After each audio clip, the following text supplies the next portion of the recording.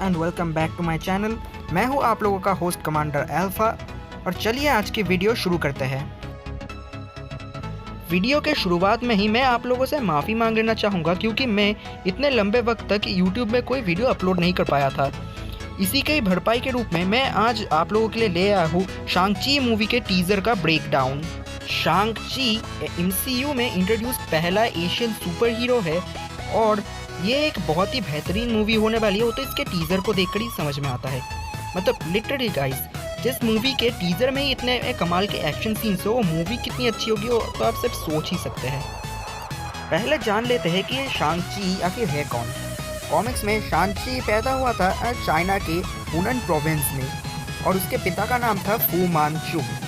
फू मांगचू ने शांग-ची को बचपन से ही बहुत ही कड़ी ट्रेनिंग दी थी और उसे एक जीते जागते हथियार में ही बदल दिया था, क्योंकि फू मांगचू को कोई ऐसा चाहिए था जो कि उसके गैर हाजिरी में उसके क्राइम एम्पायर को संभाल सके।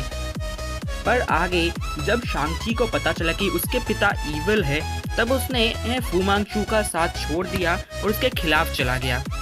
पर मूवीज़ में शांग-ची की ओरिजिन काफ़ी अलग सी है, क्योंकि यहाँ मूवी में फू मांगचू नहीं बल्कि शांग-ची के पिता है खुद मैंडरिन। यहाँ मूवी के टीज़र के शुरुआत में ही हमें दिखाया जाता है कि शांग-ची एक कमरे के अंदर घुसता है जहाँ पर एक लकड़ी का पिलर था। यहाँ इस लकड़ी के पिलर को देखकर आप में से कईयों को पहले ही तो अंदाज़ा हो ही गया होगा कि ये ज़रूर शांग-ची के ट्रेनिंग से रिलेटेड कुछ रहा होगा। और इस बात को आगे एक फ्लैशबैक सीन में कंफर्म कर दिया जाता है, जहाँ पर हमें दिखाया जाता है कि शांग-ची के पिता उसे इस कमरे में ट्रेन करवा रहे हैं। अब ये पॉसिबल है कि इस ट्रेनिंग के थ्रू शांग-ची को अपनी स्ट्रेंथ को कंट्रोल करना सिखाया जा रहा होगा, क्योंकि कुंग-फू में आपको अपने स्ट्रेंथ के ऊपर कंट्रोल पाने के ऊपर ज़्यादा ध्यान देना पड़ता है। अब यहाँ एक और पॉसिबिलिटी भी है कि यहाँ शांग-ची को एक्चुअल में अपनी स्ट्रेंथ को कंट्रोल करने की नहीं बल्कि अपनी इंड्योरेंस को बढ़ाने की ट्रेनिंग दी जा रही होगी। अब आप में से जिन लोगों ने कुंग फू पांडा 2 मूवी देखी है, उन्हें याद ही होगा कि मूवी में एक पॉइंट पर टाइग्रेस ने कहा था कि वो अक्सर जेट पैलेस के पीछे रहे आयरनवुड ट्रीज को पंच करके ट्रेन किया करती थी, जिसके वजह से उसकी इंड्योरेंस इतनी ज़्यादा ही बढ़ गई थी कि उसे आप अपने फिस्ट में कुछ खास फील नहीं होता था। जिस बात को आगे इस सीन में कंफर्म कर दिया जाता है, जहाँ पर कुछ लोग शांग-ची को मार रहे थे और यहाँ पर पॉसिबली शांग-ची की पेन टॉलरेंस की ट्रेनिंग चल रही थी और यहाँ पर ये ट्रेनिंग ही हो रही थी। मैं इस बात को इसी वजह से दावे के साथ कह सकता हूँ क्योंकि अगर आप इस सीन में ध्यान दें तो मैंडरिन के आगे ग्लास पैनल में अब शांग-ची के रिफ्लेक्शन को भी देख सकते हैं और इस ग्लास पैनल के रिफ्लेक्शन में दिखाया गया बैकग्राउंड उस सीन में दिखाए गए बैकग्राउंड से सिमिलर है। हमें टीज़र में आगे ये सीन दिखाया जाता है जहाँ पर शांग-ची अपने एक अपार्टमेंट में पुशअप्स कर रहा है। यहाँ इस अपार्टमेंट को देखकर आप अंदाज़ा लगा ही ले सकते हैं कि शांग-ची की फाइनेंशियल कंडीशन उतनी भी अच्छी नहीं है। वो फिजिकली स्ट्रॉन्ग तो है बट फाइनेंशियली उतना भी नहीं। यहाँ आप इस दीवार के ऊपर कुंग फू हसल मूवी का एक पोस्टर भी देख सकते हैं। अब ये थोड़ा आयरॉनिक है क्योंकि कुंग फू हसल मूवी एक चाइनीज़ मार्शल आर्ट फिल्म है और हमारा शांग-ची भी एक एशियन सुपर हीरो है जिसकी एक ही काबिलियत है कि वो एक बहुत ही अच्छा मार्शल आर्टिस्ट है। यहाँ हमें टीज़र में आगे पता चलता है कि शांग-ची एक होटल में एक वैले का काम करता है और यहाँ ही हमें पहली बार शांग-ची की फ्रेंड और पॉसिबल लव इंटरेस्ट केटी को भी दिखाया जाता है। अब केटी एक्चुअल में सिर्फ मूवी के लिए ही बनाई गई एक कैरेक्टर है और पॉसिबली इसे मूवी में एज ए कॉमिक रिलीफ दिखाया जाने वाला है। पर आपको तो पता ही है कि MCU में जैसा दिखता है वैसा हमेशा होता नहीं है और यहाँ पर पॉसिबली केटी का रोल सिर्फ एक कॉमिक रिलीफ से भी काफ़ी ज़्यादा हो सकता है। ऐसे भी शांग-ची के प्रोमो टॉयज़ के फ़ोटोज़ में हमें केटी एक रेड कॉस्ट्यूम पहने और हाथों में तीर धनुष लिए दिखी है। यहाँ आप केटी के साथ एक फेसलेस क्रीचर को भी देख सकते हैं और इसका क्या रोल है मूवी में या ये क्रीचर क्या है ये इस बारे में मुझे कुछ भी नहीं पता है। बाय द वे, अगर आपने नोटिस किया हो तो केटी का ये कॉस्ट्यूम काफ़ी हद तक इन रेड कॉस्ट्यूम पहने लोगों के कॉस्ट्यूम से भी मैच करता है, तो हो सकते हैं कि केटी इन लोगों के लिए काम करती हो और वो शांग-ची के ऊपर नज़र रख रही है। आगे की सीन्स में बैकग्राउंड में हमें मैंड्रिन की आवाज़ सुनाई देती है, जो कि कह रहा होता है कि मैंने तुम्हें जीने के लिए 10 साल दिए थे और देखो ये तुम्हें कहाँ ले गए। तुम हमेशा मेरे साए में रहे थे। मैंने तुम्हें ट्रेन किया था ताकि दुनिया के सबसे खतरनाक लोग भी तुम्हें ना मार सके। अब वक्त है कि तुम मेरे पास में अपनी जगह लो। आगे की कुछ सीन्स में हमें शांग-ची अपने दोस्तों के साथ पार्टी और एंजॉय करते हुए दिखता है और इस सीन में हम शांग-ची और केटी को गाना गाते हुए भी देख सकते हैं। यहाँ आप बैकग्राउंड में इस टीवी स्क्रीन पर इन गानों के लिरिक्स को भी देख सकते हैं और इन गानों के लिरिक्स से पता चलता है कि ये गाना डिज्नी के बनाए गए एक बहुत ही फेमस एनिमेटेड मूवी अलादीन की एक बहुत ही famous song around the world है। यहाँ हमें आगे के कुछ फ्लैशबैक्स में शांग-ची के बचपन के ट्रेनिंग के कुछ सीन्स दिखाए जाते हैं। यहाँ पर अगर आप थोड़ा ध्यान दें तो आप नोटिस कर सकेंगे कि ये नाइफ जो यूज़ किए जा रहे हैं यहाँ पे वो एक्चुअल में कुनाई नाइफ्स है जिनका यूज़ निंजास करते हैं। अब इससे ये इम्प्लाई होता है कि मैंडरिन के पास एक निंजास की आर्मी रह सकती है। इस बात को आगे टीजर के इस सीन में कंफर्म भी कर दिया जाता है। अब अगर आप लोगों ने ध्यान दिया होगा तो शांग-ची ने इस सीन में सेम जैकेट पहनी है, पर वही इस बस फाइट सीन में या फिर ट्रेन फाइट सीन में उसने रेड कलर जैकेट पहनी है। बाय द वे, आप बैकग्राउंड में यहाँ जिस आदमी को देख रहे हैं इस सीन के, वो हमें स्पाइडरमैन होमकमिंग में भी एक बार दिख चुका है और ये वही सेम बंदा है जिसने स्पाइडरमैन को एक बैक फ्लिप करने को कहा था। अब इन चीज़ों को देखते हुए मैं यहाँ अपनी एक थ्योरी बताना चाहूँगा। तो यहाँ पर पॉसिबली शांग-ची को पकड़ने के लिए पहले ही यहाँ पर मैंडरिन ने कुछ लोगों को भेजा होगा, जिनमें से एक है रेजर फिस्ट। अब इन लोगों से अपना पीछा छुड़ाने के बाद शांग-ची और केटी अपने कपड़े बदलकर अपने किसी दोस्त से मिलने जाते हैं, जो कि उन्हें यहाँ पर ले आता है इस स्टेडियम में। यहाँ पर पॉसिबली शांग-ची मदद मांगने के लिए आया था, पर यहाँ पर पॉसिबली इस मदद के लिए उससे पहले यहाँ पर हो रहे फाइट्स में हिस्सा लेना पड़ रहा होगा।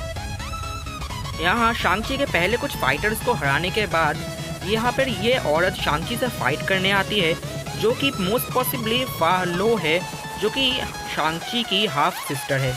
अब मैं ये बात इसी वजह से ही कह रहा हूँ क्योंकि अगर आप ध्यान दें तो इस औरत ने अपने गले में एक नेकलेस पहना हुआ है और ऐसा ही सेम नेकलेस आप टीजर्स के कुछ शॉट्स में शांग-ची को भी पहने हुए देख सकते हैं। यहाँ पर हाई पॉसिबिलिटी है कि ये दोनों भाई बहन हैं और मैंडरिन के बच्चे ये नेकलेस पहनते हैं एज ए हायरलूम। अब यहाँ पर एक और पॉसिबिलिटी भी है कि ये नेकलेस शायद शांग-ची के माँ को बिलोंग करते थे और ये दोनों भाई बहन अपने माँ की याद में इस नेकलेस को पहनते हैं। अब अगर मेन टॉपिक पर बात करें तो यहाँ पर पॉसिबली यहाँ फा लो शांग-ची के साथ फाइट करते हुए उसे कड़ी टक्कर देती है और इसी बीच ही यहाँ पे रेजर फिस्ट और भी कुछ लोगों को लेकर शांग-ची को पकड़ने के लिए चला आता है। बाय द वे, कॉमिक्स में जब रेजर फिस्ट को पहली बार दिखाया गया था तब उसका सिर्फ एक ही हाथ रेजर का था, बट उसके सेकंड अपीयरेंस के दौरान उसके दोनों हाथ ही रेजर से रिप्लेस हो गए थे। अब शायद मूवीज़ में भी ऐसा ही कुछ हो, जहां पर फाइनल बॉस फाइट के पहले रेजर फिस्ट को दोबारा शांग-ची से फाइट करने के लिए भेजा जाए और यहाँ पर रेजर फिस्ट के दोनों हाथ ही ब्लेड से रिप्लेस कर दिए गए हो। Back to the main topic, यहाँ पर इसके बाद पॉसिबली शांग-ची इन लोगों से पीछा छुड़ाकर किसी तरह भागता है, पर इसी बीच में ही उसे रोकने के लिए आ जाता है यहाँ पे डेथ डीलर। अब जिन लोगों को नहीं पता उन्हें मैं बता दूं कि डेथ डीलर शांग-ची का ट्रेनर है। यहाँ पॉसिबली शांग-ची और डेथ डीलर के बीच के फाइट के दौरान मैंडरिन के बाकी के लोग जाकर केटी को कैप्चर कर लेते हैं और उसे एक हॉस्टेज की तरह यूज़ करके शांग-ची को मैंडरिन के कासल ले आते हैं। यहाँ पर हमें टीज़र में आगे एक्चुअल मैंडरिन दिखाया जाता है। अब यहाँ पर अगर आप मैंडरिन के हाथों पर ध्यान दें तो आप उसके हाथों में 5 ब्रेसलेट्स देख सकते हैं, जो कि मोस्ट पॉसिबली उसके 10 रिंग्स में से 5 रिंग्स हो। अब ओरिजिनल मैंडरिन के 10 रिंग्स ह्यूमन साइज रिंग्स थे, बट पॉसिबली एमसीयू में दिखाए गए ये रिंग्स एक्चुअल में ड्रैगन के लिए बनाए गए रिंग्स हो, जिसके वजह से इन्हें मैंडरिन अपने हाथों में पहनता है। यहाँ हमें आगे इस सीन में मैंड्रिन के 10 रिंग्स का एक प्रॉपर व्यू मिलता है। और यहाँ पर अगर आप देखें तो ये रिंग्स ग्लो कर रहे हैं और इनसे पॉसिबली कोई पावर सर्ज मैंड्रिन के हाथों में जा रहा है। यहाँ गौर करने वाली बात यह है कि मैंड्रिन के इस हाथ में सिर्फ 4 रिंग्स है। अब ये भी हो सकता है कि हमें 5वां रिंग स्क्रीन की वजह से दिखाई नहीं दे रहा है, पर यहाँ पर हाई पॉसिबिलिटी है कि मैंड्रिन इस टेम्पल टाइप ऑफ जगह पर जा रहा है अपने लिए अगली रिंग को एक्वायर करने। इसे भी छोड़कर अगर आप यहाँ पर ध्यान दें तो आप यहाँ पर रेड कलर्ड कॉस्ट्यूम पहने कुछ लोगों को इस जगह को प्रोटेक्ट करते हुए देख सकते हैं और इनके पीछे आप चाइनीज मैथोलॉजी से गार्डियन लायंस को भी देख सकते हैं। अब ये सब कुछ देखकर ही मुझे लग रहा है कि यहाँ पर पॉसिबली 10 रिंग्स में से एक रिंग को रखा गया है और ये लोग उसे गार्ड कर रहे हैं और मैंड्रिन यहाँ पर उस रिंग को लेने आया है। अब शांग-ची के प्रोमो टॉयज के लीक फोटोज में आप इस ब्लास्टर के एक फोटो को भी देख सकते हैं। इससे हमें पता चलता है कि पॉसिबली इन 10 रिंग्स के थ्रू कोई एनर्जी प्रोजेक्शन भी कर सकता है। इसे भी छोड़कर इन प्रोमो टॉयज के लीक फोटोज में आप वेनवू यानी कि मैंड्रिन के दोनों हाथों में एक कैनन टाइप ऑफ वेपन को भी देख सकते हैं।